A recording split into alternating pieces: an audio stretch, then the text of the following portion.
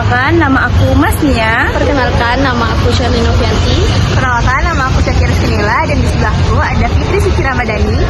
Jadi di sini kami akan melakukan wawancara terhadap mahasiswa Untan berjudul Kesalahan umum dalam penerapan kaidah bahasa Indonesia di kehidupan sehari-hari mahasiswa. Hai.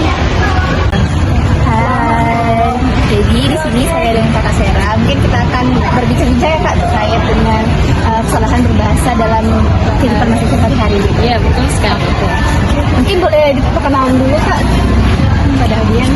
Perkenalkan, nama saya Syakira dari Prodi Bimbingan dan Konseling. Oke. Baik Kak, langsung saja ya pertanyaannya. Menurut Kakak, seberapa serius sih masalah kesalahan kebahasaan ini di kalangan mahasiswa? Menurut saya sangat penting ya, soalnya seperti yang kita tahu ya, banyak sekali ungkapan-ungkapan seperti minim literasi.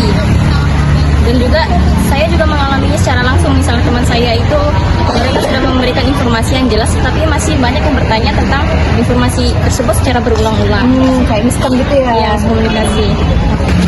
Halo, jadi di sini saya dengan Kakak Karena Korea Bidikan Indonesia dari Prodi Matematika Fakultas MIPA. Oke, jadi kali ini saya akan mewawancarai kita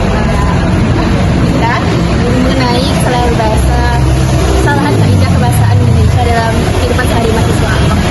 Sayangnya, apakah penyebab utama yang Kakak lihat dari meningkatnya kesalahan bahasa dalam Korea ini? Menurut saya itu kesalahan yang biasa terjadi dalam pembuatan karya ilmiah itu mahasiswa itu kurang berlatih dalam berbicara atau menulis gitu ya. Karena kalau kita membuat membicarakan tentang karya ilmiah, kita itu harus perlu berlatih dengan bukan hanya kita menyampaikan secara lisan, namun kita harus membuat tulisan dengan sangat detail atau baik. Jadi segala kesempurnaan itu harus dilatih ya teman-teman. Mungkin sekian aja dari saya. Terima kasih ya Kak. Jadi boleh diperkenalkan Kak? Perkenalkan, nama saya Desti Aidia dari Prodi Sistem Informasi FIPA. Oke, itu saja ya. Oke, pertanyaannya itu apakah teknologi itu justru dapat membantu atau memperburuk nih kemampuan bahasa dalam mahasiswa? Oke, jadi menurut pandangan saya itu ada dua point of view. Yang pertama itu justru lebih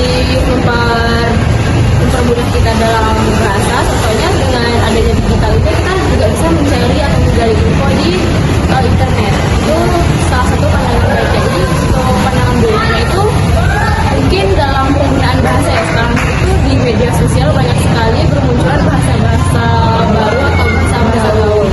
Jadi dengan seringnya remaja itu menggunakan bahasa gaul, itu membuat kita agak jauh dengan kaidah bahasa Indonesia yang sebenarnya. Jadi ada positif dan negatifnya. Nanti tergantung dari mahasiswa itu sendiri ya, bagaimana dia memanfaatkan teknologi yang ada. Apakah itu akan membawa ke sisi negatif atau sisi positifnya, itu tergantung dari bagaimana mahasiswa itu bijak dalam mempergunakan media sosial tersebut. Sekian. Oke, baik teman-teman, perkenalkan nama saya. Di sini saya dengan Kakak siapa Kak? Perkenalkan, nama saya Nadia Sihab, angkatan 2025 dari Prodi Pendidikan Fisika. Oke, baik. Di sini pertanyaannya, menurut Kakak apa yang perlu dilakukan agar mahasiswa lebih sadar pentingnya penggunaan bahasa Indonesia yang baik dan benar? Nah, menurut saya, hal yang harus kita lakukan yaitu menanamkan kesadaran bahwa penggunaan bahasa Indonesia itu sangat penting. Dan mahasiswa perlu memahami bagaimana dalam penyampaian itu jelas yang sesuai dengan kaidah bahasa. Terima kasih ya Kak. Halo, perkenalkan nama saya Suci. Saya bersama Perkenalkan, nama saya Vanes Diatarkaneka dengan saya dari Prodi Pendidikan Bahasa Mandarin. Baik Nes, bagaimana peran dosen atau institusi dalam mengatasi permasalahan ini? Peran dosen dan institut itu sangat penting bagi mahasiswa. Apalagi peran dosen itu adalah untuk memberikan tugas dari klinik bahasa, dan juga institut itu memberikan fasilitas-fasilitas seperti jurnal dan yang lainnya. Dan juga untuk kita sendiri agar dapat berkomunikasi dengan pertama yaitu dengan baik dan benar.